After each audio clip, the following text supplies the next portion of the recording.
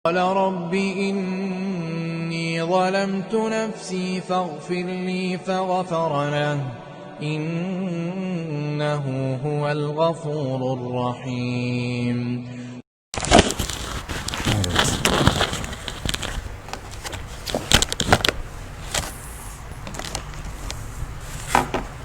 Namanya mulai.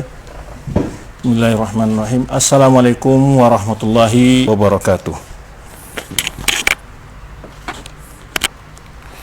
Alhamdulillahirabbil alamin wassalatu wassalamu ala rasulil amin wa ala alihi wa ashabihi man tamassaka bi sunnati ila yaumil. Pemirsa dan pendengar rahmati Allah Subhanahu wa taala, alhamdulillah kembali di sore hari ini, hari Kamis 9 Zulhijjah 1441 Hijriah. Alhamdulillah kita beri kemudahan oleh Allah Subhanahu wa taala untuk melanjutkan rangkaian dari kegiatan daurah kita, yaitu pembahasan usul iman fil Qur'ani was sunnah, yaitu membahas tentang pokok dasar keimanan dalam Al-Quran dan dalam sunnah Rasulullah sallallahu alaihi wasallam. Pada pembahasan lalu telah kita berbincang tentang perkara-perkara yaitu yang berkenaan dengan hal-hal yang akan merusak nilai-nilai tauhid kita, hal-hal yang akan merusak nilai tauhid kita. Kemudian juga setelah kita jelaskan sekilas tentang tawassul, kemudian ghulu fiddin, salah satu hal yang banyak menjatuhkan orang terjatuh ke dalam perbuatan kesyirikan. Pada pembahasan kali ini kita akan lanjutkan pembahasan kita berbicara tentang yaitu kesyirikan, kufur dan macam-macamnya, ya, kekufuran dan macam-macamnya. Nah, hal ini sangat penting, ya. Sebelum kita sudah menjelaskan tentang apa itu tauhid, uluhiyah, ya, dan kita sudah jelaskan tauhid ini bawa para rasul dan nabi. Kemudian sempatannya adalah apa pula kesyirikan itu oleh para anbiya dan para rasul yang terdapat di tengah-tengah umat mereka. Kenapa harus kita belajar mengenal tentang kesyirikan, kufuran? Tidakkah cukup kita hanya pelajari tentang tauhid saja? Kan gitu, ya. Karena ada orang bertanya mungkin, kenapa harus kita menjelaskan bentuk-bentuk kesyirikan, pembagiannya? Kan kesyirikan itu keburukan, kenapa harus dipelajari? Kan gitu, ya. Bisa saja orang berbicara demikian. Kenapa kesyirikan harus dipelajari? Kesyirikan itu harus ditinggalkan, kok dipelajari gitu. Bukan maksudnya mempelajari itu mengenalnya agar kita terhindar.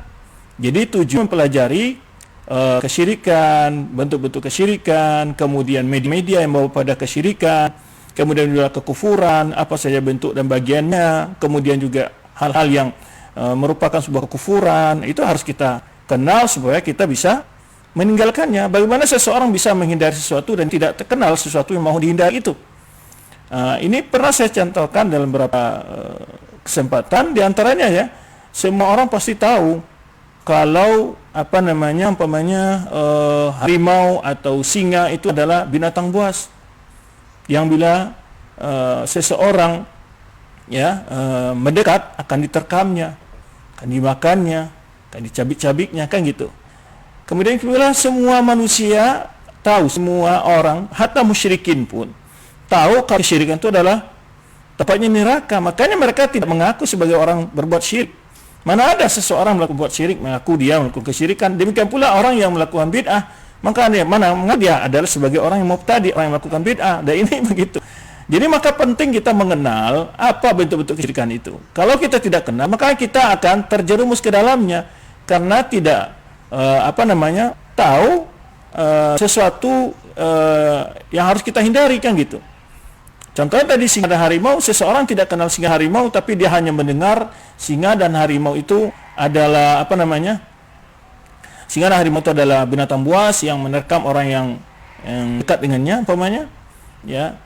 Maka jika dia tidak kenal, pada suatu kesempatan dia masuk ke dalam hutan atau berada di sebuah hutan rimba, ya, suatu tempat, tiba-tiba keluar seekor singa atau harimau dari balik-balik belukar pohon yang besar, malah kalau dia tidak tahu ciri-ciri singa, ciri-ciri harimau, dia akan kira ini sangat makjub sekali, kayak mirip kucing Anggora, gitu kan. Dia kira itu adalah kucing Anggora, ya. Bisa-bisa dia setelah mendekat diterkam kepalanya. Karena dia tidak tahu itu adalah singa. Karena dia tidak tahu apa itu adalah harimau. Cuman dia dengar kalau harimau pasti nerkam orang, singa pasti nerkam orang. Dia dengar itu. Nah, semua orang tahu juga syirik tempatnya di neraka. Syirik itu sangat berbahaya. Syirik itu sebuah hal yang membawa kekufuran. Syirik itu satu hal yang harus hindari. Semua orang tahu. Tapi kenapa kok ada orang jatuh kesyirikan? Karena itu tadi dia tidak mengenal apa itu kesyirikan itu dan tidak tahu media-media atau perbuatan-perbuatan, sikap-sikap, tingkah laku, perkataan yang itu merupakan kesyirikan. Maka perlu belajar biar kita menghindari, bukan untuk kita lakukan, bukan untuk kita amalkan, tapi untuk kita waspadai. Nah, jika ada orang melakukan, kita bisa menjelaskan. Jadi tujuannya untuk mengenal kesyirikan itu bukan untuk dilakukan, tapi adalah untuk menghindari. Ya, maka oleh sebab itu dalilnya Ustaz, Allah Subhanahu wa taala kisahkan Al-Qur'an menyebutkan dalam firman-Nya wa kadzalika nufassil ayati wa litastabina sabil mujrimin. Ya, demikian kami jelaskan, rincikan ayat-ayat kami, kata Allah Subhanahu wa taala, wa litastabina sabil mujrimin, agar jelasnya jalan orang-orang yang berdosa. Loh, kenapa Allah menjelaskan jalan orang berdosa? Yaitu yang untuk dihindari. Ya, Allah menjelaskan ini jalan kemusyrikan, jalan kedosaan, dan berbuat maksiat, jalan-jalan membawa kepada neraka, dijelaskan agar dihindari. Demikian pula Huzaifah bin Yamani bertanya kepada Rasulullah SAW, "Kana nas yas'aluna Rasulullah sallallahu alaihi wasallam anil khair wa kuntu as'alu syarri makhafata idrikani." Dalam riwayat lain, makhafata an aqa fihi. Di mana para sahabat Rasulullah SAW sering bertanya kepada Rasulullah tentang hal-hal yang baik saja, amal yang utama, ya kan, berbagai doa yang utama, dan terusnya bertanya tentang hal-hal kebaikan. Ya. Lalu kata Hudzaifah, saya justru bertanya tentang hal yang buruk. Kenapa dia bertanya? Disebutkan alasannya, makhafata an aqafi atau makhafata durikani. Saya takut akan terjun ke dalam keburukan itu kalau kita tidak tahu. Maka hal-hal yang buruk perlu kenal agar kita selamat. Hal-hal yang buruk perlu kita kenal agar kita tidak terpengaruh dengan orang yang melakukannya, agar kita bisa menyelamatkan orang lain dan terjerumus ke dalamnya. Ya, kalau orang tidak tahu tentang ciri-ciri narkoba, efek narkoba, dia akan berbahaya. Ya, maka perlu mengenal ciri-ciri kesyirikan, apa saja bahayanya. Semakin kenal bahaya, kita akan semakin waspada. Maka kalau kita tidak kenal bahaya syirik, maka orang tidak waspada. Maka kadang-kadang dia malah merasa saya tidak akan pernah jatuh kesyirikan karena dia sudah pas dirinya sudah mantap sekali imannya gitu kan. Maka orang-orang yang merasa tidak akan jatuh kepada kesyirikan itu awal akan menyebabkannya jatuh kepada kesyirikan karena dia tidak akan pernah berhati-hati. Ibarat orang umpamanya yang yakin dalam sebuah jalan dia tidak pernah terjatuh, dia tidak pernah terjerembab, maka dia tidak akan hati-hati. Tapi kalau orang ya mewaspadai bahaya, dia akan selalu hati-hati. Ya, selalu pada dia. Maka disinilah pentingnya kita untuk mengenal kesyirikan dan bagian-bagiannya, bentuk-bentuknya, agar kita tidak terjerumus ke dalamnya. Maka betul banyak sekali Al-Quran menjelaskan tentang perkataan, perbuatan orang musyrikin, balasan yang diberikan kepada mereka, kehancuran yang mereka alami baik di dunia pun di akhirat kelak. Ya, itu tujuannya apa? Agar kita benar-benar waspada, benar-benar hati-hati, benar-benar ya konsentrasi untuk menghindari kesyirikan itu. Kemudian Umar bin Khattab juga pernah berbicara mengatakan, innama tunqadu ural Islam urwatan urwa idza nasha'a al-Islam man lam ya'rifil jahiliyah. Ya, atau man la ya'riful jahiliyah. Man la ya'riful jahiliyah atau man lam ya'rifil jahiliyah. Sesungguhnya ya, ikatan Islam itu akan terbuka sedikit demi sedikit, buhul demi buhul, ya, apabila nasya' fil islami, yaitu generasi yang hidup dengan Islam ini tidak mengenal kejahiliaan. Maksudnya apa? Ya, kalau tidak kenal jahiliyah akan jatuh ke dalam perbuatan perkataan orang-orang jahiliyah. Maka dengan saya beransur-ansur, kata Umar bin Khattab, nilai-nilai keislaman akan hilang dalam kehidupannya. Justru nilai-nilai kejahiliaan yang banyak ya muncul dalam kehidupan mereka. Nah, oleh sebab itu tadi kita jelaskan Al-Quran penuh dengan ayat menjelaskan tentang kesyirikan dan kekufuran dan memperingatkan untuk tidak terjerumus ke dalamnya, dan menjelaskan juga balasan yang akan diterima oleh orang yang melakukannya baik di dunia maupun di akhirat kelak. Ya. Dan tujuan utama dari Al-Quran Karim dan Sunnah yang mulia adalah untuk menjelaskan ya jalan-jalan yang baik dan juga jalan yang buruk. Jalan baik untuk diikuti, jalan buruk untuk dihindari. Wa kadzalika nufassilu ayati walitastabina sabilul mujrimin. Surah Al-An'am ayat 55. Ya demikian kata Allah, kami jelaskan ayat-ayat kami agar terjelas akan terangnya jalan-jalan orang yang berdosa, jalan-jalan orang yang durhaka. Nah, itu jadi alasan kenapa harus jelaskan juga kesyirikan kepada umat. Karena tidak akan pernah sempurna orang selamat dari kesyirikan kalau dia tidak kenal kesyirikan. Kesyirikan itu banyak sekali bentuk dan macamnya. Maka kita akan mencoba mengenal hal-hal seperti itu. Ya, mengenal kesyirikan untuk dihindari agar tidak terjerumus ke dalam perbuatan kesyirikan tersebut. Baik. Para nabi betapa ya berdoa kepada Allah SWT agar dihindari kesyirikan, seperti Nabi Ibrahim, wajnubni wa bani an na'budal asnam. Kata Nabi Ibrahim berdoa kepada Allah, ya Allah jauhkanlah aku dan anak keluargaku dari menyembah berhala. Nah, kalau kita bicara, kok Nabi saja cemas terhadap keluarganya, kita pernah cemas nggak terhadap keluarga kita? Nabi Ibrahim saya cemas terhadap dirinya dan keluarganya. Lalu kita pernah nggak merasa cemas terjerumus ke dalam kesyirikan dari diri kita dan keluarga kita?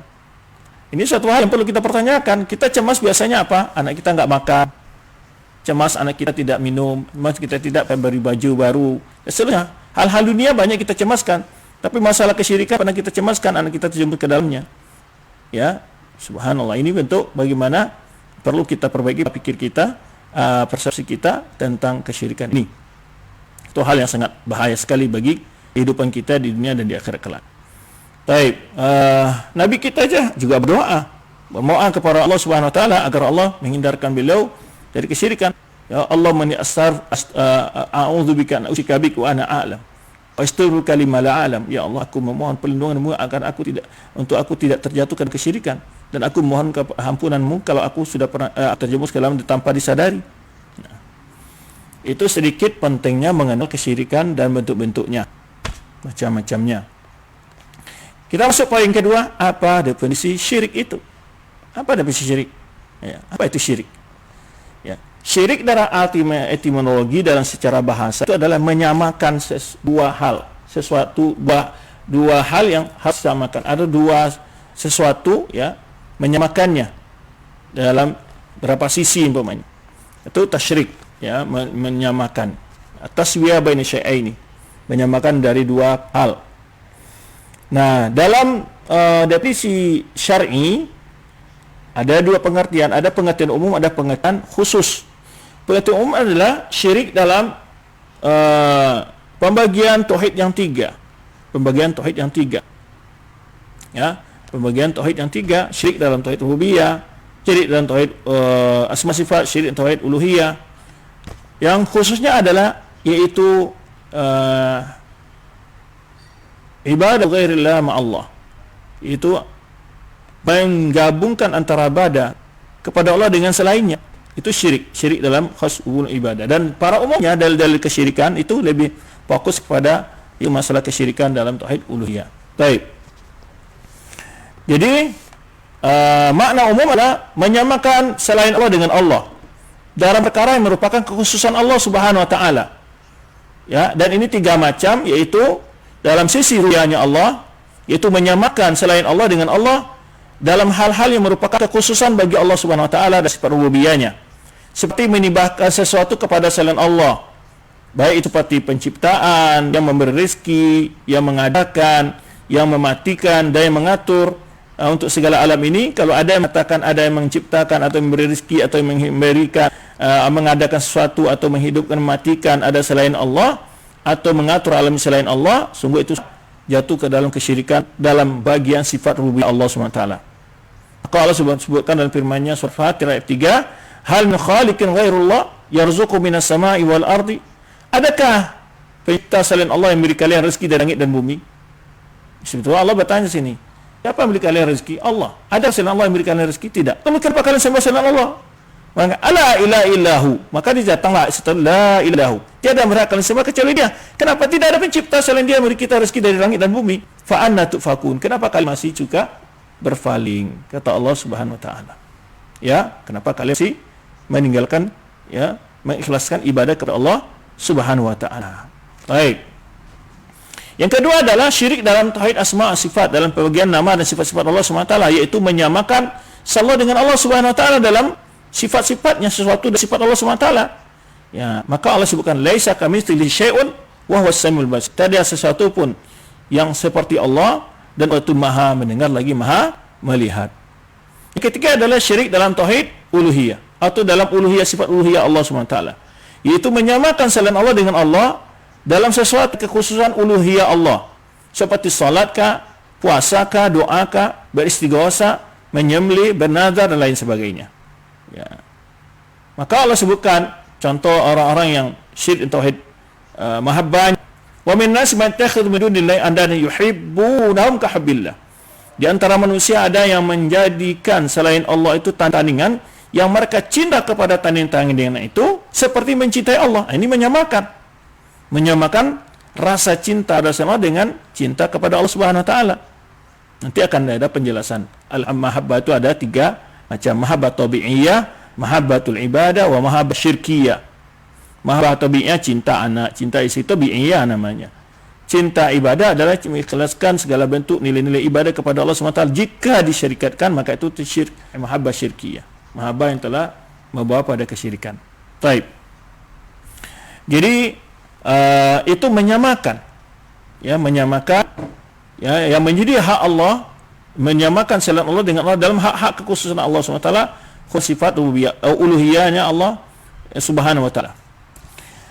Makna yang khusus adalah yaitu mengambil bagi Allah tandingan yang dia berdoa kepada tandingan itu, seperti berdoa kepada Allah, meminta kepadanya seperti meminta kepada Allah, memohon syafaat kepadanya seperti meminta kepada Allah, dan berharap kepada sesuatu itu seperti dia berharap kepada Allah. Ya. Atau dia mencintainya seperti mencintai Allah. Inilah makna yang mutabadir, yang selalu pertama dipahami dalam kalimat-kalimat syirik.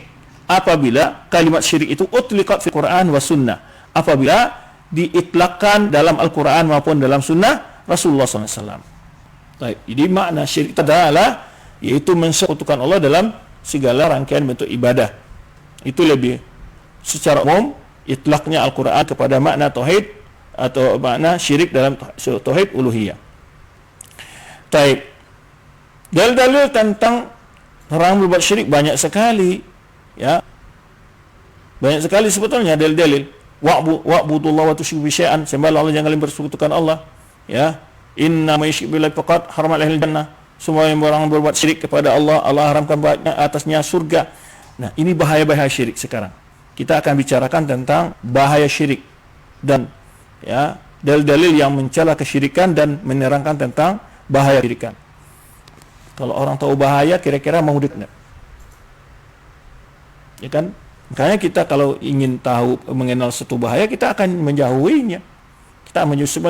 Kita tahu bahayanya, akan semakin kuat kita untuk menjauhi sesuatu itu. Ya, kalau kita tahu sesuatu bahayanya kecil, menganggap hal biasa, maka kita akan tidak terlalu waspada.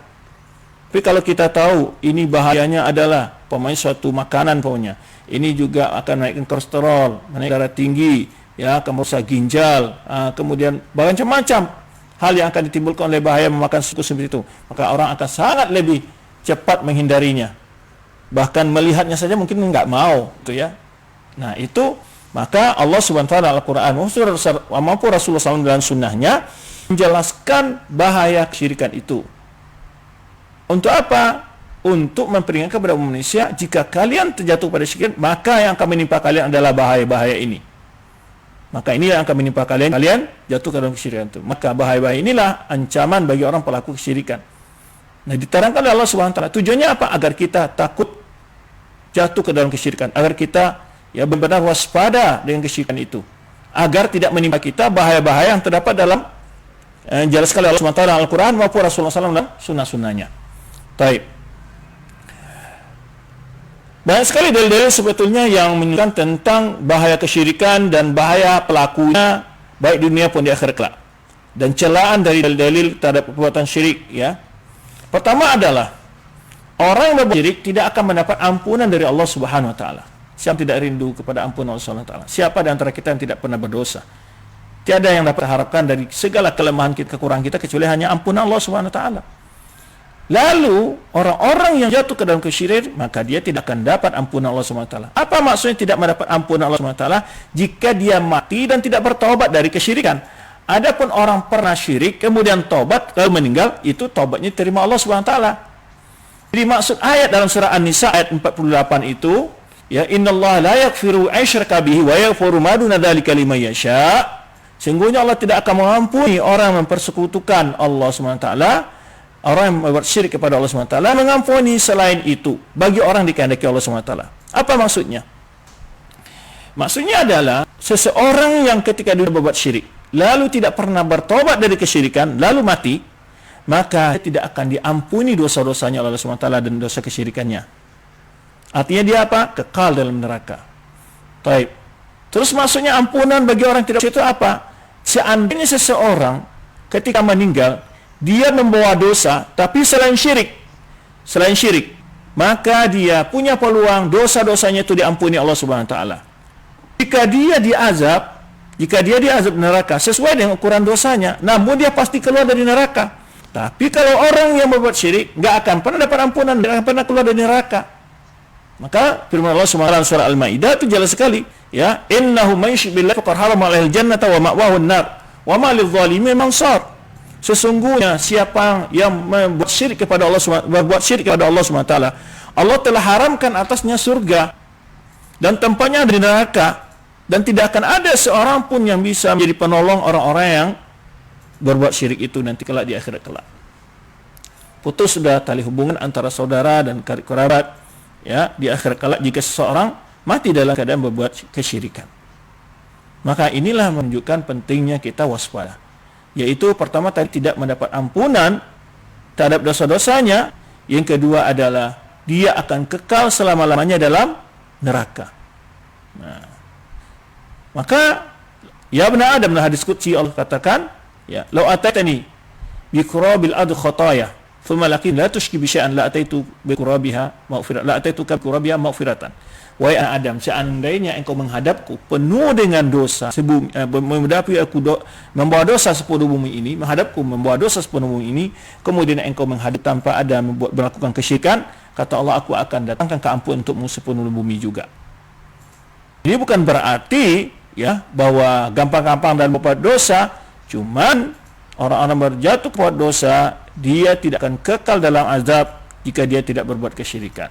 Tapi dengan kelak ada orang berkata, yang penting kan dapat ampunan tidak berbuat syirik lalu berbuat dosa, ya, karena akan berharap kalau tidak syirik akan dapat ampunan. Siapa yang bisa menahan sebentar saja ketika didekatkan api, ya, di dunia ini ke telunjuknya? Nggak ada yang tahan. Jangankan 1 menit, ya, sebentar saja didekatkan ke lilin saja tangan kita sudah begitu sakit dan panasnya ketika ditaruh di api, ya. Dan sedangkan api neraka itu berapa?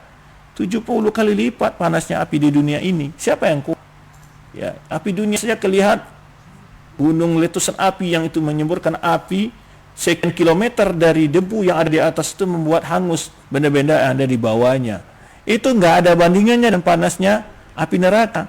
Ya, api yang terpanas di dunia ini itu 70 kali lipat dibanding panasnya api neraka. Bayangkan. Ya, api di dunia juga bertaraf kan, api yang untuk ngelas itu lebih panas, lebih kencang lah itu. Ya, macam-macam. Tetapi api yang terpanas di dunia ini itu dibanding dengan panas api neraka 70 kali lipat panasnya api di dunia. Siapa yang kuat? Jadi bukan pula nanti kita bermudah-mudah dalam buat maksiat, ya. Baik. Kemudian kesyirikan itu merupakan sebuah kezaliman yang sangat luar biasa. Berapa tidak akan zalim? Zalimnya kepada siapa? Kepada Allah SWT. Apa itu zulm?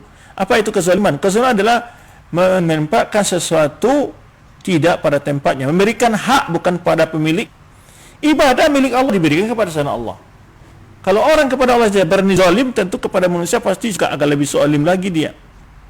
Allah saja dibuat dizaliminya, dia ambil hak Allah, berikan selain Allah SWT.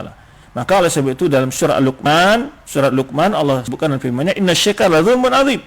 Kesyirikan itu kezaliman yang dahsyat sekali, yang amat besar. Ya, ini wasiat Luqman kepada anak, ya bunayya la tusyrik billah innasyirka la dzulmun adzim. Wahai anakku, jangan berbuat syirik pada Allah, karena kesyirikan itu adalah kezaliman yang amat besar. Jadi tidak, kalau kita sekarang melihat orang berbuat zalim atau pemimpin buat zalim pada rakyatnya, kita begitu mencercanya, membencinya, ya, marah.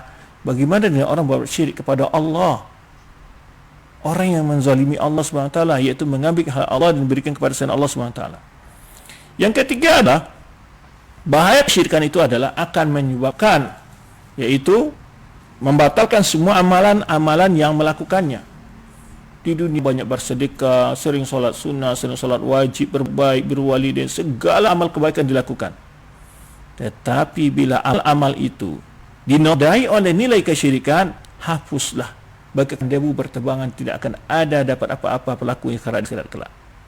Ini bahaya kalau orang jatuh ke dalam kesyirikan. Ya. Maka Allah katakan dalam firman, wa qadimna ila ma amilu amalin faj'alnahu haba'an matsura.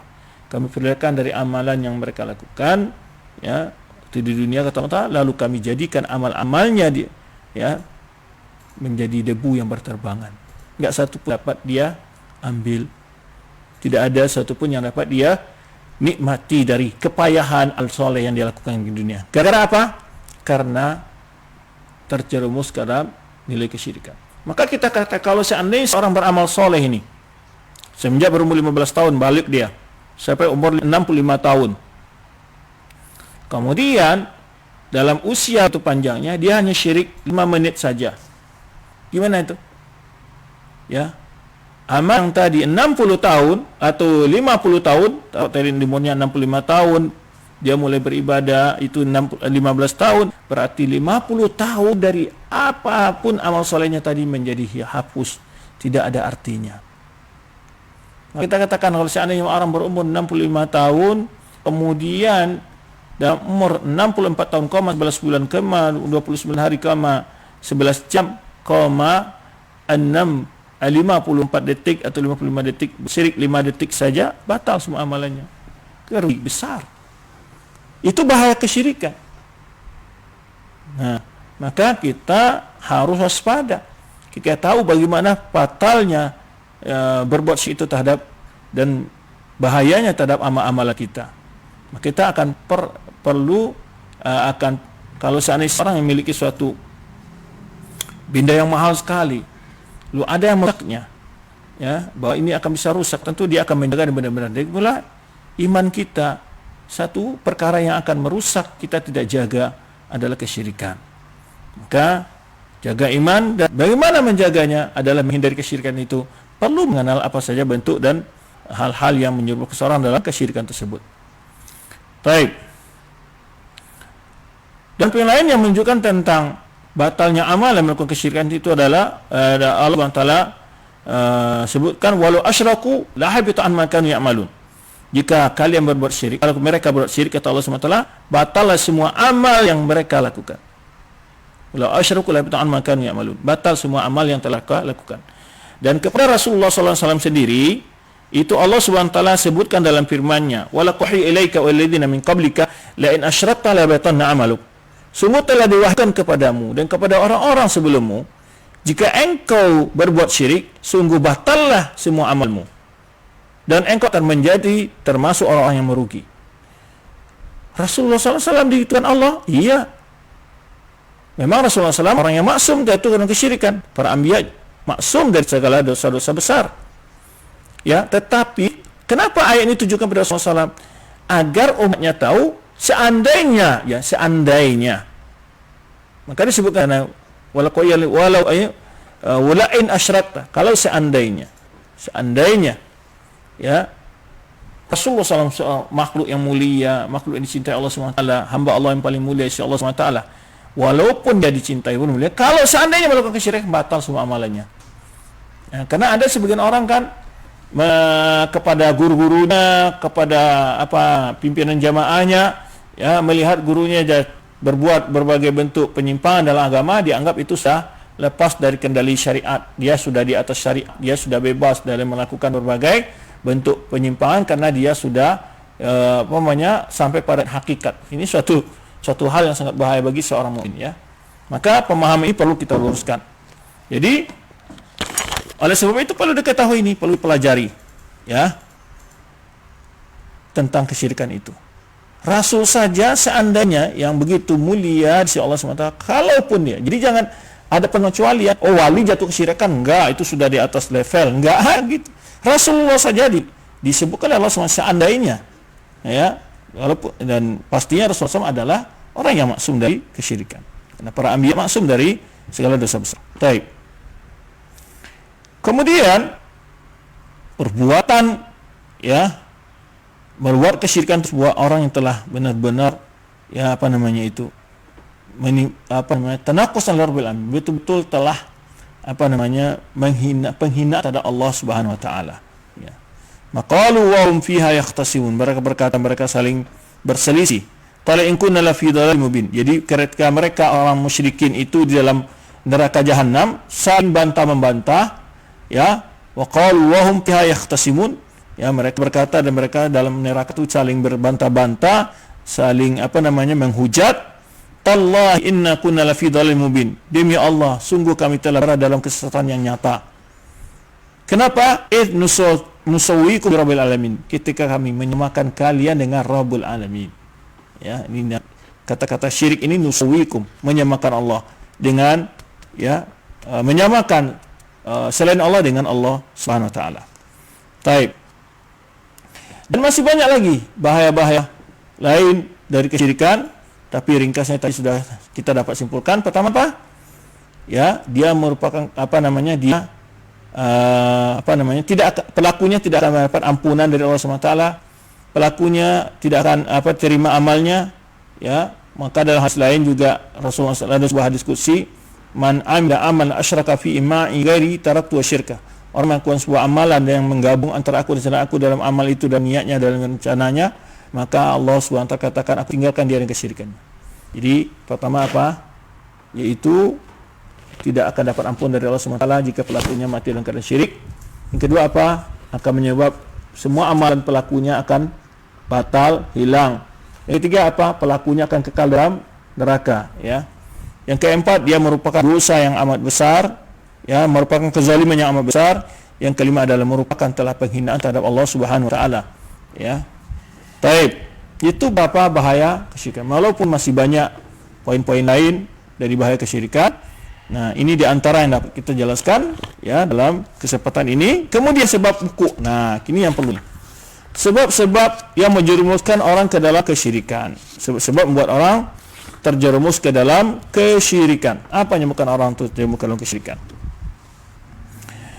Baik. Sesungguhnya inna asal syirki wa sababi wuqu'ihi fi bani Adam. Sesungguhnya dasar kesyirikan dan sebab terjadinya kesyirikan di tengah anak Adam huwa ghulu fis shalihin, yaitu berlebihan dalam memuliakan orang-orang soleh, berlebihan dalam memuliakan orang soleh. Ya, ini salah satu penyebab yang menjerumuskan orang dalam kesyirikan. Contoh, sebagian orang meminta-minta ke kuburan soleh, beristighosa dengan orang soleh itu, ya, meminta keperluan-keperluan hidup pada orang soleh itu ketika kuburannya, dan ini bentuknya. Dan ini dilakukan oleh awal kesyirikan itu gitu. Kenapa? Karena mereka asumsi mereka orang soleh kalau sudah meninggal pasti dekat dengan Allah SWT. Maka kita minta kepada mereka dan mereka memintakan apa yang kita minta kepada mereka kepada Allah SWT. Jadi ada transfer, ya, melewat mereka doa kepada Allah SWT. Ini ada sebuah perbuatan yang awal menyebabkan orang terjerumus ke dalam kesyirikan, yaitu al-ghulu fis shalihin. Apa bentuk ghulu fis shalihin? Sekali menggambarnya, melukisnya, ya kan, itu awalnya itu. Lama-lama lukisan itu menjadi suatu hal yang dikeramatkan, ya, dan seterusnya. Nah, yaitu pertama penyebab kesyirikan itu adalah al-ghulu fis shalihin al-mu'azzamin, yaitu berlebih-lebihan dalam menghormati orang soleh yang dihormati. Wa tajawuzul haddi fi itra'ihim, melampaui batas di dalam memuji mereka, wa madhihim, menyanjung mereka, wa sana ilaihim, ya, memuja dan memuji mereka. Berlebihan dalam memuja memuji juga boleh, ya, berlebihan dalam memuji. Berdasarkan firman Allah SWT, wa qalu la tadharunna aliyatakum, dan orang-orang musyrikin dari umat Nabi Nuh itu berkata, jangan kalian pernah meninggalkan tuan-tuan kalian. Wala tadharunna waddan wala suwa'an wala yaghutha wa ya'uq nasra, jangan kalian tinggalkan sama sekali Tuhan Hud, Tuhan Suwa, Tuhan Yaghus, Tuhan Ya'uq wa Nasra. Kemudian kata Allah, wa qad adallu katsiran wa la tajid zalimin dalala, sungguh mereka telah banyak menyesatkan, ya, setan telah banyak menyesatkan dengan cara begitu. Ya, waqad adallu katsiran wala tazalimina illa dhalal. Tidaklah bertambah kecuali semakin menambah kesesatan terhadap orang zalim itu. Sebenarnya diriwayatkan dalam Bukhari bahwa Ibnu Abbas radhiyallahu anhu bahwa ini nama orang saleh ini, itu Wudda, Suwa'a, wa Yaghutha wa Yauqa Nasra ini. Fa hadhihi asma' rijal salihin, rijalun fa hadhihi asma' rijalin salihina min qaumi Nuh. Ini adalah nama-nama orang soleh dari kaum Nabi Nuh. Lamma matu, tatkala mereka meninggal, ja'alu lahu asnaman ala suwarihim wa sammauha bi asma'ihim. Jadi dibuat patung seperti bentuknya, lalu menamakan patung itu dengan nama mereka.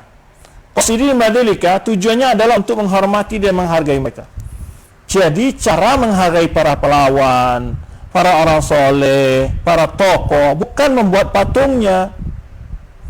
Karena itu merupakan wasilah yang bisa menjerumuskan orang dalam kesyirikan. Tapi gimana menghargai mereka? Yaitu mengamalkan ilmu yang mereka wariskan. Contoh akhlak mereka, contoh ibadah mereka, contoh kedermawan mereka, bukan meminta kepada mereka.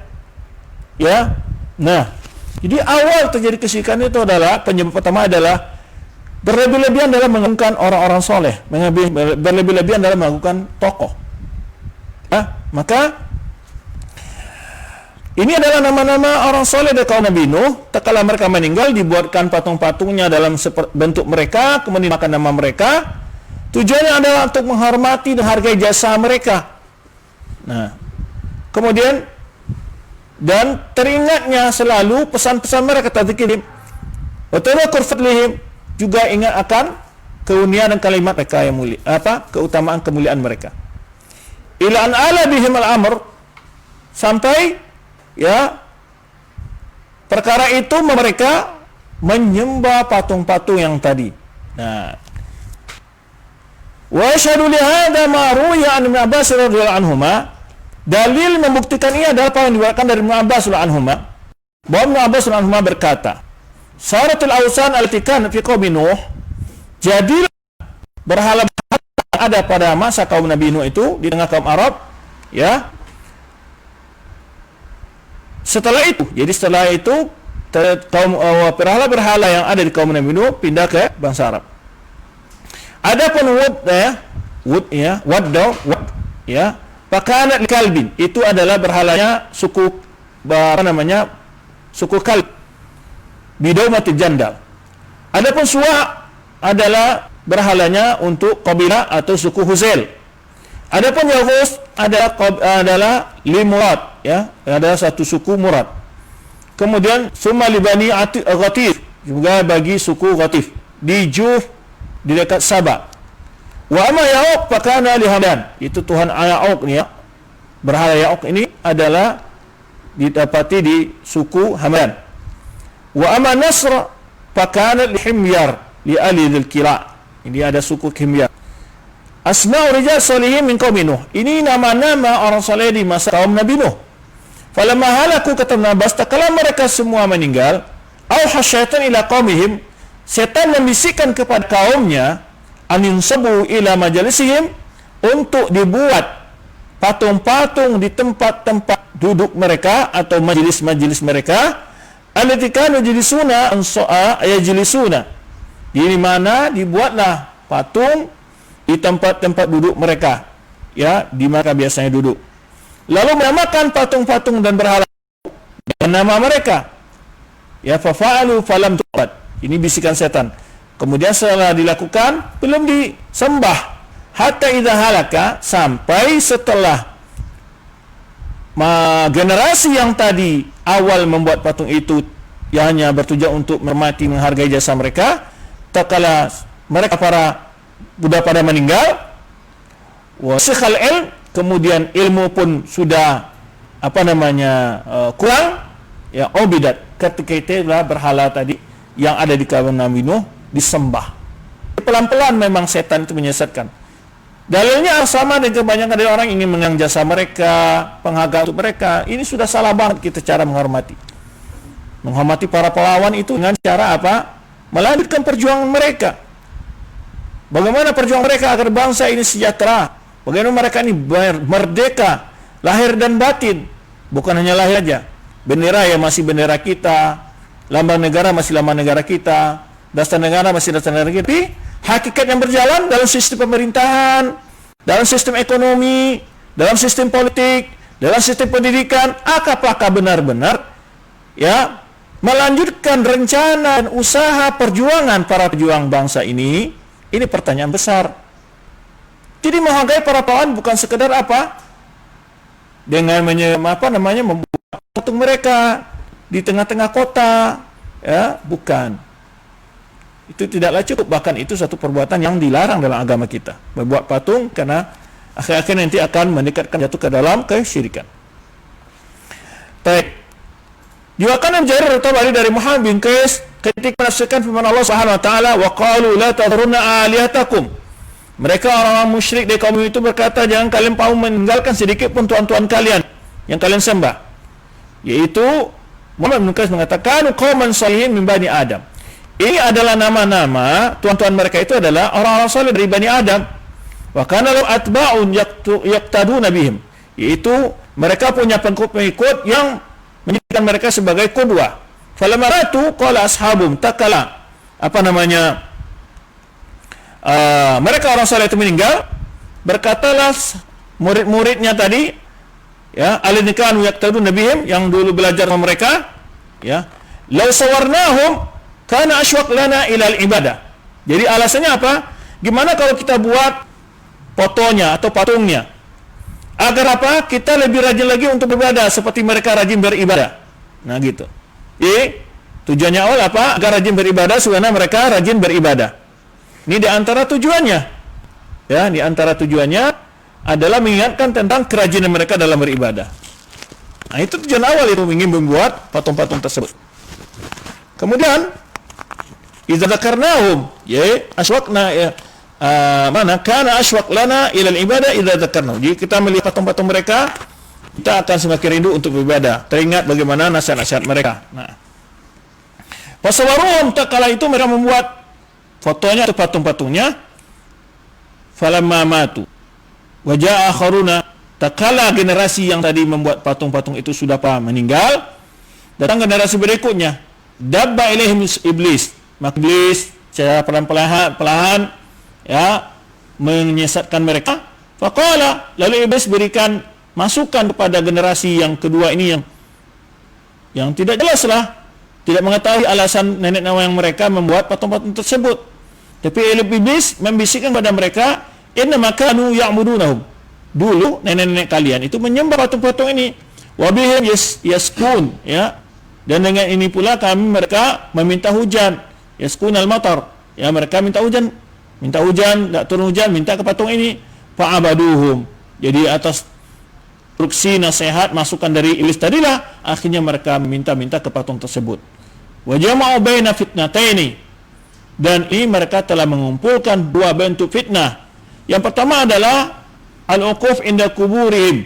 Fitnah yang pertama adalah yaitu beribadah di kubur-kuburan mereka.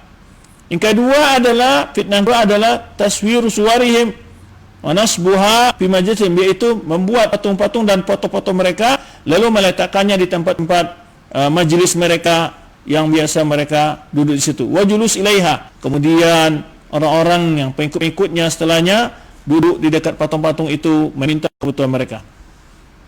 Fabiha waqa syirkul li awwali marratin fi tarikhil basyariyah. Ini adalah awal terjadi kesyirikan dalam sejarah umat manusia, ya. Fa huma a'zamu wasal syirk. Maka keduanya itu adalah sebesar-besar jalan yang membawa kepada kesyirikan fi zaman wa makan, dalam setiap waktu dan tempat. Apa itu? Ghulu fis salihin. Untuk ulunya tadi adalah beribadah di kuburan mereka, ya, atau membuat patung-patung mereka lalu meminta-minta kepada patung tersebut, mengkeramatkannya dan sebagainya. Nah, itu tentang apa? Salah satu penyebab terpenting adalah, ya, yang banyak menjerumuskan orang jatuh ke dalam kesyirikan itu adalah apa? Al-ghulu fis salihin. Berlebih-lebihan dalam memuliakan, menghormati, menghargai para orang-orang soleh. Yang menghargai orang soleh, maksudnya berlebih-lebihan. Bukan larangan menghormati, menghargai orang soleh, bukan dilarang. yang maksud lebihan sehingga sampai pada tingkat ulu atau menyamakan ya orang-orang saleh itu dengan Allah Subhanahu wa taala. Baik. Berikutnya adalah bentuk-bentuk pembagian syirik, ya, macam-macam syirik. Macam-macam syirik, ya. Syirik secara umum itu dibagi dua, syirkun akbar wa syirkun asghar. Ya, ada dua. Syirik besar dan syirik kecil. Syirik besar adalah yang tadi efek akibatnya, konsekuensi yang telah tersebutkan, membuat pelakunya ke dalam neraka, membuat amal pelakunya tidak akan pernah diterima, membuat pelakunya telah berbuat kezaliman yang amat besar, yang membuat pelakunya tidak akan pernah dapat ampunan, ya, membuat pelakunya telah melakukan sebuah perbuatan mencela Allah Subhanahu wa taala. Adil asghar adalah syirik kecil. Ini adalah salah satu jalan yang bisa mengantar kepada syirik yang besar, ya, syirkun akbar. Tetapi orang yang melakukan syirik kecil ini tidaklah kekal dalam neraka, tidaklah membatalkan semua amalnya, hanya membatalkan amal yang terdapat padanya syirik kecil saja. Ya, maknanya syirik dalam ibadah, riya dalam ibadah, zakat dalam sedekah, sedekah saja tidak membatalkan salatnya. Tapi kalau syirkun akbar, kalau syirik dalam doa saja membatalkan ibadah, pahala haji, membatalkan ibadah hajinya, pahala hajinya, pahala salatnya, pahala zakat, jihadnya, semuanya. Walau hanya berbuat syirik dalam satu bentuk ibadah, ini syirkun akbar. Kalau syirkun asghar, ya, dia riya dalam satu salat tidak membatalkan salat-salat yang lain. Dia riya dalam satu rakaat tidak membatalkan semua rakaat salatnya. Nah itu. Jadi syirkun asghar itu hanya membatalkan amal yang terdapat padanya syirik tersebut. Nah, baik. Syirik akbar itu adalah yaitu mengambil tandingan bersama Allah untuk disembah seperti menyembah Allah SWT. Itu ibadah. Dan ini adalah mengeluarkan seorang dari agama Islam, menyebabkan terhapusnya seluruh amalan yang dia lakukan di dunia, tidak dibalasi oleh Allah SWT. Dan pelakunya apabila meninggal adalah kekal dalam neraka, ya, yang selama-lamanya, dan dia dalam neraka itu tidak mati juga tidak hidup, wala anhu min adzab, juga tidak akan diringankan azabnya darinya. Nah, sekarang kita bentuk-bentuk dari syirkun akbar itu apa? Kalau tadi pembagian syirik, sekarang bentuk-bentuk dari syirkun akbar. Apa saja bentuknya? Pertama adalah syirkul akbar. Bentuk yang pertama adalah, ya, syirik besar ini terbagi pada 4 macam. Syirkul dakwah, syirik dalam doa. Syirik dalam doa, yaitu bahwa doa adalah merupakan ibadah yang sangat besar dan inti dari ibadah. Sebenarnya Rasulullah sebutkan merupakan inti dari ibadah. Doa mukhul ibadah. Doa itu adalah otaknya ibadah. Ini hadis hasan, maknanya dihasan oleh ulama, tapi lafaz yang lebih sahih dan isnadnya adalah ad-du'a wal ibadah. Doa adalah ibadah. Jika ada orang mengatakan meminta-minta ke kuburan itu bukan ibadah, maka dia telah berbuat sebuah penyimpangan dalam pengertian ibadah. Rasulullah menyebutkan ad-du'a wal doa itu adalah ibadah. Baik. Dia adalah merupakan intisari ibadah. Sebenarnya Rasulullah sebutkan dalam sabdanya ad-du'a wal ibadah, doa adalah ibadah. Hadis ini diriwayatkan Imam Ahmad, Tirmizi, dan Tirmizi mengatakan hadis ini adalah hasanun sahih. Dan juga Allah SWT menunjukkan bahwa doa adalah ibadah, yaitu diperintahkan Allah, wa qala rabbukum ud'uni astajib lakum. Telah berfirman Rabb kalian, ud'uni, berdoalah kepadaku, astajib lakum, serulah aku, astajib lakum, aku akan jawab, ya, permohonan kalian, aku akan berikan permintaan kalian. Innal ladzina istakbiruna an ibadati, sungguhnya orang-orang yang sombong dari beribadah kepadaku, kata Allah. Ini setelah menyebutkan ud'uni astajib lakum, datang menunjukkan bahwa itu adalah ibadah, doa itu adalah ibadah. Sesungguhnya orang yang sombong dalam berdoa minta kepada Allah SWT an ibadati, bukan ibadah, sayadkhulu jahannam dakhiri, dia akan dimasukkan dalam neraka dalam keadaan hina. Ini waqalat ud'uni, serulah aku, kata Allah SWT, ya, memohonlah kepadaku, astajib lakum, aku akan jawab permohonan kalian, kata Allah SWT. Kemudian orang-orang yang sombong dalam beribadah, apa dimaksud ini? Di antara doa, ya. Nah, ini menunjukkan bahwa syirik dalam doa adalah merupakan syirkun akbar. Tatkala doa merupakan ibadah, maka orang yang memalingkan doa itu kepada selain Allah merupakan kesyirikan. Seperti orang meminta kepada nabi, atau malaikat, atau wali, atau kubur, atau batu, dan lain sebagainya. Pohon, sungai, kayu, keris, ya. Dan lain demikian dari makhluk, maka dia musyrikun kafir. Orang mengikuti itu adalah buat kesyirikan dan dia melakukan kekufuran, dan pelaku adalah jatuh ke dalam perbuatan syirik. Di mana Allah Subhanahu wa taala firman-Nya, "Wa may yad'u ma'allahi ilahan akhar." Orang yang meminta kepada Allah Tuhan yang lain, ya, dia seru bersama Allah Tuhan yang lain dalam doanya. "Wa may yad'u ma'allahi ilahan akhar." Orang yang meminta kepada Tuhan lain bersama Allah. Jadi dia Allah juga diminta oleh dia. Kemudian sesekali juga minta ke kuburan. Sekali datang pula ke kuburan, sekali minta juga ke lurah, sekali minta juga ke pohon dan segala macam. Nah, dia juga berdoa kepada Allah. Nah, maka disebutkan maksudnya orang yang berdoa bersama Allah, menyeru beribadah kepada Allah, ya, Allah ilahan akhar, bersamaan dengan beribadah kepada Allah ada Tuhan lain yang dia seru.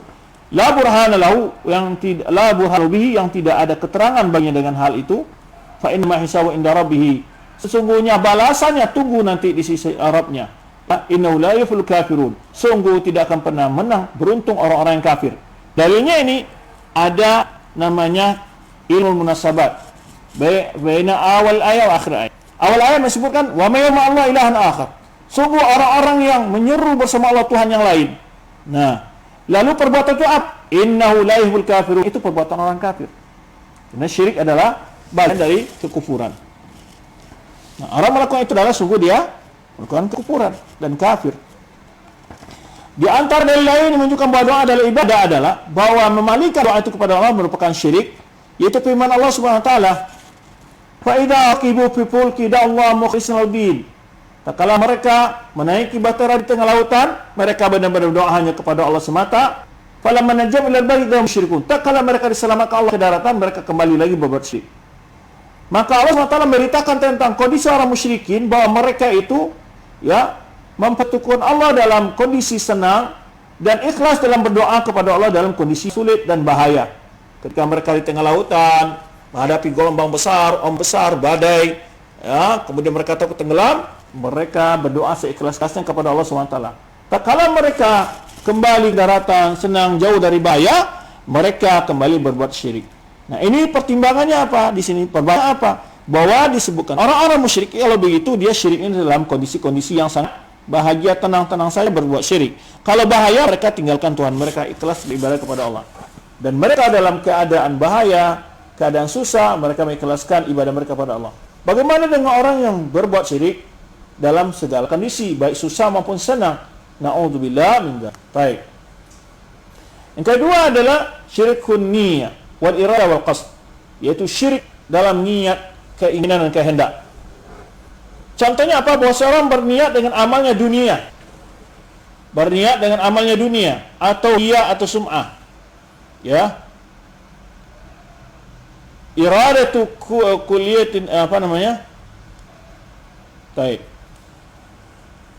Dan ini adalah keinginan seperti ini adalah ke ahli nifaq khullas. Ini adalah, ya, kehendak-kehendak iratun kulliyah, yaitu keinginan yang sempurna, ya, bagi orang-orang yang munafik, yang murni munafik, ya, dan mereka dalam beribadah itu tidak pernah tujuannya untuk mencari wajah Allah, la nusbiha wajah Allah, dan tidak pernah tujuannya untuk mencari kebahagiaan akhirat.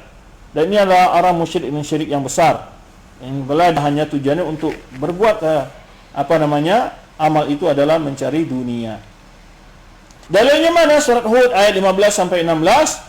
Man kana yuridul hayata wa zinataha wa fi ilaiha a'malu fiha wa hum fiha la yubkhasun. Orang-orang menginginkan, ya, kehidupan dunia dan perhiasannya, ya, dari amal-amalnya, ya. Wa fi ilaiha a'malu, Allah akan balasi untuk mereka amalan mereka di dunia itu. Wa hum fiha la yubkhasun, mereka tidak dirugikan, ya, terhadap balasan duniawinya. Ulaika alladziina laysa lahum fil akhirati illa an-nar. Tapi bagi mereka tidak ada kecuali neraka. Ya, wa hadza sana'u fiha, batal semua amalan mereka lakukan di dunia itu, wa batul makan, sungguh kebatilan apa yang telah mereka lakukan. Ini dalil menunjukkan tentang apa?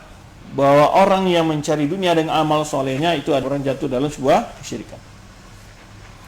Tetapi boleh nggak kita minta kebahagiaan dunia akhirat?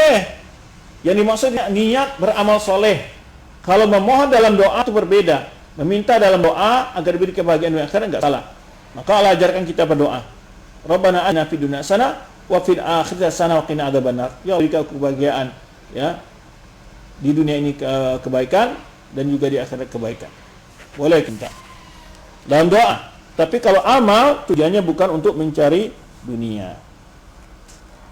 Wa hadha naw' min syirki daqiqul amr balighul khuturah. Bentuk kesyirikan ini adalah hal yang sangat halus, ya, hal yang sangat daqiq, hal yang sangat sulit seseorang tendarinya, yang sangat berbahaya sekali.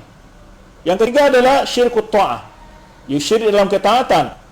Siapa mentaat kepada makhluk dalam menghalalkan yang haram atau mengharamkan yang halal, taat kepada makhluk dalam menghalalkan yang haram, mengharamkan yang halal, dan itu diyakini oleh dia dari hatinya, bahwa dia meyakini betul boleh seseorang untuk menghalalkan atau mengharamkan, ya, wa yusawwiru li'ahu, ya, wa li ghairihi, dan membolehkan, ya, perbuatan itu baginya dan lainnya, ta'atu fi dzalika ma ilmi bi mukhalifid din, ya, dia melakukan ketaatan seperti itu dan dia tahu bahwa itu adalah menyalahi agama Islam, maka sungguh dia telah menjadikan orang-orang yang buat aturan-aturan yang menghalalkan yang haram dan yang mengharamkan yang halal itu telah melakukan sebuah kesyirikan dalam ketaatan, ya, yang dia sadar itu sudah jelas melanggar Al-Quran dan Sunnah. Baik. Dan dia telah menjadikan orang-orang tersebut sebagai sekutu bagi Allah, ya, dan jatuh dalam kesyirikan yang akbar, syirik akbar. Mana dalilnya? Allah Subhanahu wa taala katakan dalam surat Taubah ayat 31, ittakhadhu ahbaru wa ruhbanu arbaba min dunillah wal masiha ibn maryam wa ma umiru illa liya'budullaha wa ma umiru illa liya'budu ilahan wahidan la ilaha illahu subhanahu amma yusyrikun. Mereka menjadikan, ya, ulama dan ahli-ahli ibadah mereka sebagai Tuhan-Tuhan selain Allah. Apa maksud Tuhan-Tuhan selain Allah? Itu dalam sisi apa tadi? Menghalalkan yang haram, mengharamkan yang halal. Ini maksud sini siapa? Ulama-ulama Yahudi dan Nasrani yang mereka dalam fatwa-fatwanya, dalam ajarannya kadang-kadang menghalalkan apa yang diharamkan oleh Taurat atau mengharamkan yang dihalalkan Taurat. Nah, ini ketika mereka mentaati seperti itu dan itu mereka tahu menyimpang dari Al-Quran jika di tengah umat Islam, maka itu sungguh telah mengangkat ulama-ulamanya tandingan Allah Subhanahu wa taala, dan itu merupakan kesyirikan, ya. Nah, menjadikan ulama dan ahli ibadah mereka sebagai Tuhan selain Allah, ini perbuatan orang-orang Yahudi sebagai cegahan kepada orang beriman, sehingga Allah Subhanahu wa taala menyebutkan tingkah laku mereka ini. Dan juga Isa bin Maryam menjadi Tuhan sembahan, ya, wa ma umiru, padahal mereka tidaklah diperintah kecuali untuk menyembah Allah ilahan wahidan, Tuhan yang satu, la ilaha illahu, tiada yang berhak disembah kecuali Dia, subhanahu amma yusyrikun, maha suci Allah dari apa yang mereka sekutukan. Baik. Penjelasan ayat ini tidak ada hal yang bermasalah. Mentaati ulama, orang-orang saleh dalam hal yang maksiat, artinya dalam mengganti hukum Allah, menghalalkan yang haram atau mengharamkan yang halal, ya, la du'a'u iyahum, ya, la du'a'uhum in kama fasara Nabi SAW. Ini yang maksud di sini adalah bukan berarti yang bentuk pertama tadi, bukan berarti orang-orang saleh itu mengajak agar berdoa meminta kepada mereka setelah mereka meninggal, tidak.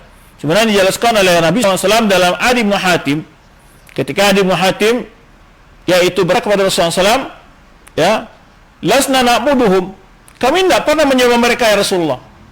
Jadi ketika Rasulullah membacakan ayat ini, mereka telah menjadikan ulama dan orang-orang saleh mereka sebagai Tuhan selain Allah, dan juga Isa dan Maryam. Lalu Adi bin Hatim mengatakan, ya, kami tidak pernah menyembah mereka ya Allah, ya Rasulullah, ya, lasna na'buduhum. Lalu Rasul menjelaskan kepadanya bahwa ibadah Rom itu apa? Bentuk menyembah mereka itu apa? Mentaati mereka dalam maksiat, ya, dalam mengganti hukum Allah, ya, faqala alaysa yuharimuna, maka Rasulullah mengatakan, alaysa yuharimuna ma halallah, bukankah mereka telah mengharamkan apa yang dihalalkan Allah? Fatuharimunahu, lalu kalian ikut mengharamkannya. Wa hilluna ma haramallah fatuhillunahu, dan mereka menghalalkan yang diharamkan Allah, lalu kalian juga menghalalkannya. Qala bala, kata Ibn Hatim, Adi bin Hatim, oh iya begitu. Taatnya mereka itu. Jadi pertama dia gambarkan itu bukan ibadah. Ya, tidak termasuk bagian dari ibadah. Lalu Rasul mengatakan apa bentuk dari sini mentaati apa yang mereka mengotaati hukum Allah dalam menghalalkan mengharamkan sesuatu yang dari pikiran mereka sendiri, ya, menghalalkan yang haram dan mengharamkan yang halal. Baik. Kata Rasulullah SAW, apakah kalian mentaati bila mereka mengharamkan sesuatu, menghalalkan sesuatu? Kata Rasulullah kepada Adi, iya Rasulullah. Ya, itulah fatilka ibadatum. Itulah mereka. Hadis diriwayatkan Imam Tirmizi dan dihasankan oleh Tirmizi dan juga Tabrani dalam Mu'jamul Kabir. Baik. Yang keempat dari bentuk kesyirikan adalah itu syirkul mahabbah. Syirik dalam mencintai, ya. Yang dimaksud adalah cinta ibadah, mahabbatu ubudiyah mustazimah lil ijlal wa ta'dhib, itu bentuk cinta penghambaan yang melazimkan pengagungan, penghormatan dan kehinaan, tunduk la tambari ila lillahi wahdah, yang tidak pantas kecuali kepada Allah SWT yang tiada sekutu lainnya. Maka apakah ketika orang tua itu mencintai seorang anaknya? Tidak. Mencintai seorang anak dia tukang syirikan? Tidak. Jadi maksud sini apa? Apabila cinta itu yang ibadah, apa bentuk-bentuk cinta yang ibadah itu adalah ada dalam rasa cinta itu pertama nilai-nilai pengagungan terhadap yang dicintainya, kedua ada nilai merasa kehinaan diri di hadapan yang dicintainya atau dicintainya, yang semua itu tidaklah pantas kecuali bagi Allah SWT. Seorang orang tua mencintai anaknya tapi dia tidak menghinakan dirinya. Seorang anak mencintai tuanya juga tidak menghinakan dirinya. Ya, apabila rasa cinta, taat dan tunduk diiringi dengan rasa cinta, ya, dan mahabbah, ya, dan nilai oleh rasa raja wal khauf, takut dan harap, maka itu adalah jadi ibadah dia rasa cinta tadi. Seorang cinta istri tidak syirik, ya. Itu namanya cinta al-mahabbah tabi'iyah. Cuman bisa jatuh kepada yang haram atau bahkan bisa kepada yang syirik juga bila demi cinta kepada istri, ya, terpaksa melakukan perbuatan yang haram. Itu haram. Tapi kalau menghalalkan, ya, mentaati dalam hal tahlil wa tahrim, maka ini sampai pada tingkat syirkun akbar. Baik. Berikutnya adalah yaitu bentuk kedua dari kesyirikan adalah syirkun asgar. Yaitu apa pengertian syirik asgar itu? Ada segala hal yang bisa mengantarkan kepada kesyirikan yang lebih besar, syirkun akbar, atau jalan atau tindakan yang akan dapat menjerumus seorang ke dalam syirik akbar, itu disebut syirkun asgar. Ya. Atau yang disebut dalam nusus, ya, menyamakan syirik tapi tidak sampai pada syirik besar. Nah, wa waqa fi hayatil amal, dan ini terjadi dalam sisi amal atau perkataan lisan. Nah, itu terjadi perkataan lisan. Sebenarnya perkataan lisan umpamanya perkataan sebagai ketika Rasulullah SAW orang-orang ini mengatakan kalian telah mempersekutukan Allah dengan Muhammad. Insyaallah Muhammad yang makan telah berkehendak Allah dan Muhammad. Ini enggak boleh. Syirkul lisan. Atau bersumpah dengan makhluk, ini syirkul lisan, ya, akwal, ya. Maka hukmu tahtal masyiah hukmi mutarkib kabira. Hukum orang jatuh dalam syirik kecil ini hukumnya seperti orang melakukan dosa besar, yaitu tahtal masyiatillah. Jika Allah kehendaki Allah ampuni, jika tidak Allah kehendaki maka dia sesuai dengan kadar dosanya. Namun dia tidak kekal dalam neraka, tidak buat dia batal semua, hilang semua amalannya, hapus semua amalannya, tidak, ya, dan juga tidak kekal dalam neraka, dan dia juga punya peluang ampun dari Allah Subhanahu wa taala. Walaupun dari si ampunan berbeda, sebagian ulama dalam menjelaskan ini ada seperti Syekh Al-Utsaimin menyatakan termasuk hal yang tidak diampuni melakukan syirik kecil itu dengan keumuman khusus, sedangkan Syekh dari Syekh Muhammad Al-Utsaimin adalah termasuk dosa yang diampuni walaupun tidak bertobat, ya, seperti dosa-dosa lainnya termasuk dosa yang diampuni. Maksudnya apa? Seperti dosa yang lainnya pelakunya tidak mutlak harus diazab, ya. Maka keumuman, karena Syekh Al-Utsaimin mengambil umum dari ayat-ayat, ya, ayat kesyirikan yang menjelaskan hal itu, maka dia bagian dari kesyirikan. Tapi pendapat ini tidak didukung oleh dalil lebih kuatnya, karena kalau saat ini kita katakan bahwa syirkun asghar masuk ke dalam ayat-ayat membuktikan batalnya amalan, tentu ini berbahaya, karena dia sudah jelas bahwa syirkun asghar itu ada kaitan syirkun asghar ditambah namanya asghar, maka dia Hukum pelakunya adalah di bawah kehendak Allah seperti pelaku dosa besar. Ya. Baik. Contoh-contoh dari syirkun asghar ini apa saja? Contoh dari syirik kecil ini apa saja? Perlu tadi sudah kita contohkan syirik besar, juga syirik kecil itu apa? Syirik kecil apa aja contohnya? Itu yasir ria yang sedikit, yang enggak banyak. Yang ini diwakilkan Imam Ahmad, dalilnya adalah daripada Nabi SAW bahwa Nabi SAW bersabda, inna akhwafa ma khafu alaikum syirkul asghar. Sesungguhnya yang paling aku cemaskan terhadap kalian itu, khawatirkan ada syirik yang kecil, bukan syirik besar. Ya, kenapa? Wa ma qalu wa syirkul asghar ya Rasulullah. Lalu sahabat bertanya, apa itu syirik kecil ya Rasulullah? Rasulullah menjawab, ar-riya, yaitu riya. Yaqulu ta'ala yaumil qiyamah, Allah akan berkata pada kiamat, idza jaza an-nas bi'amal, bila Allah telah membalas setiap manusia dengan amalnya, maka Allah katakan pada orang berbuat riya itu, idzamu ila alladziina kuntum turauna fid dunya, minta pahala kalian kepada orang-orang yang kalian dulu berbuat riya kepadanya di dunia. Fanzuru hal tajiduna indahum jazaa. Lihatlah apakah kalian akan mendapat balasan dari orang-orang yang kalian beria kepadanya. Ya, kita beria kepada orang tua kah, pada siapapun, ke guru, bos, atasan, kita berbuat ria, apakah dia akan memberi kita pahala di akhirat kelak? Enggak mungkin. Hanya Allah memberi kita. Maka kenapa kita ria kepada dia? Ya kan?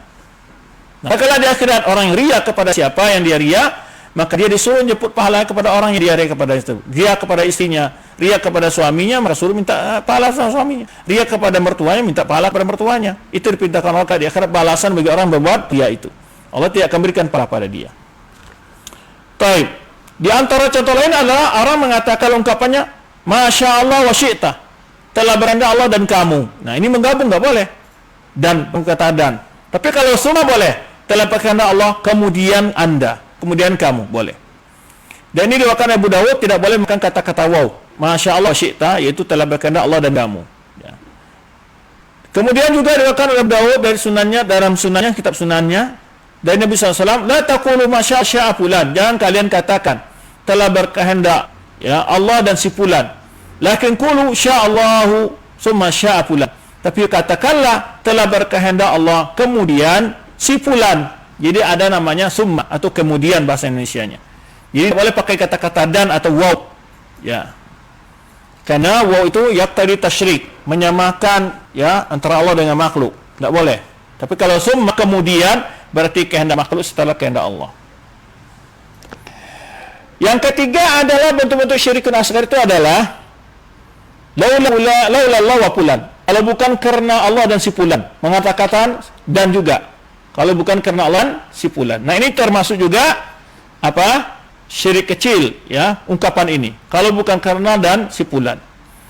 Atau mengatakan lalal batu la atana lusus, atau dikatakan kalau bukan karena adanya ronda, kalau bukan karena adanya di sini angsa, tentu akan datanglah pencuri. Umpamanya kalau dulu orang jaganya angsa, ya dikatakan kalau bukan karena angsa, kalau bukan karena anjing, sungguh kita akan kecil malam hari. Jadi gantungkan segala sesuatu kepada selain Allah SWT.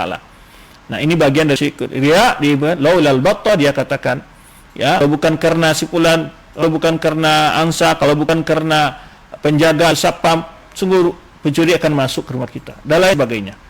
Diwakilkan Imam Abi Hatim dalam tafsir dari Ibnu Abbas radhiyallahu anhuma dalam makna firman Allah Subhanahu wa taala, "Fala taj'alu lillahi andadan wa antum ta'lamun."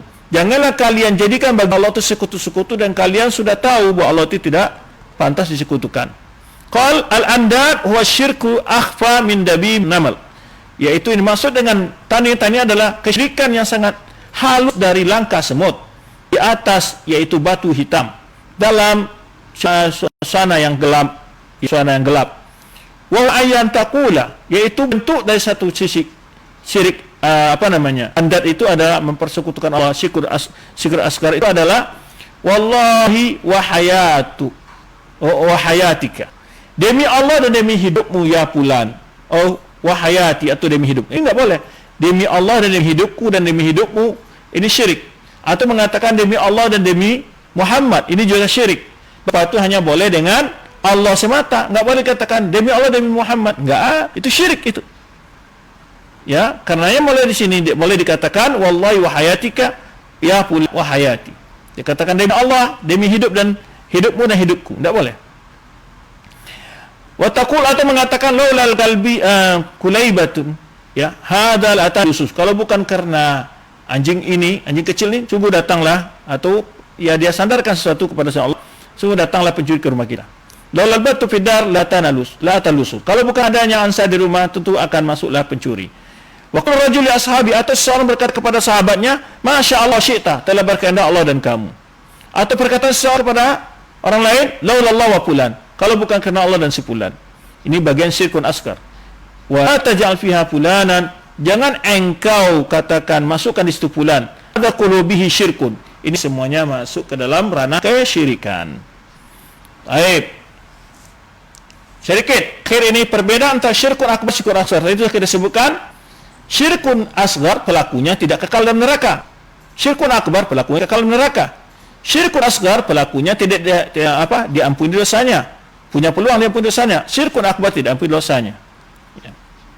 Ini perbedaan antara syirkun akbar dan syirkun. Yang pertama adalah bahwa syirik besar tidak akan diampuni bagi pelakunya kecuali dengan bertobat sebelum meninggal, ya. Adapun syirik kecil adalah di bawah kehendak Allah. Yang kedua perbedaan adalah syirik besar adalah membatalkan seluruh amalan pelakunya, sedangkan syirik kecil tidak membatalkan kecuali amal yang terdapat di dalamnya nilai-nilai syirik kecil tersebut. Yang ketiga adalah syirik besar itu mengeluarkan pelakunya dari agama Islam, sedangkan syirik kecil tidak mengeluarkan pelakunya dari Islam. Yang keempat adalah syirik besar itu pelakunya kekal dalam neraka, ya, dan diharamkan dia masuk surga.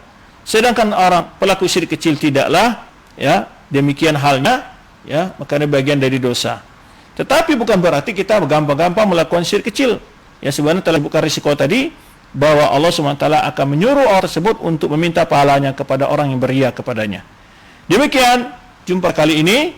Insyaallah kita akan lanjutkan, berhubung kayaknya mungkin hari Sabtu kita libur dulu. Insyaallah kita lanjut kepada hari Kamis yang depan. Berhubung mungkin teman-teman ada yang sibuk, ya, mungkin kurbannya dan seterusnya, ya, karena itu merupakan hari tasyrik, ya. Jika ada usulan daripada penyelenggara ikhwan dari BSI, silakan, apakah tetap kita adakan kajian di hari Sabtu besok atau kita libur dulu sampai hari Kamis depan, ya, persilakan. Jika usulan dari teman-teman ingin tetap, nggak apa-apa, tapi kalau libur dulu juga nggak apa-apa. Pembahasan yang akan datang adalah tentang al-kufur, yaitu pembagian kekufuran. Demikian, insyaallah kita akan lanjutkan tentang pengertian kufur dan pembagiannya. Pengertian kufur dan pembagiannya. Baik. Silakan, sekarang kita masuk kepada sesi tanya jawab, ya, untuk 1/4 jam sebelum waktu berbuka. Silakan jika ada yang mau bertanya. Masya Allah. Baiklah Ustaz. Mungkin untuk pertanyaan, apakah ada yang masuk dari handphone Ustaz dulu, Ustaz? Baik, sudah ada masuk 3 pertanyaan. Tafadhol Ustaz. Baik. Assalamualaikum warahmatullahi wabarakatuh. Ana mau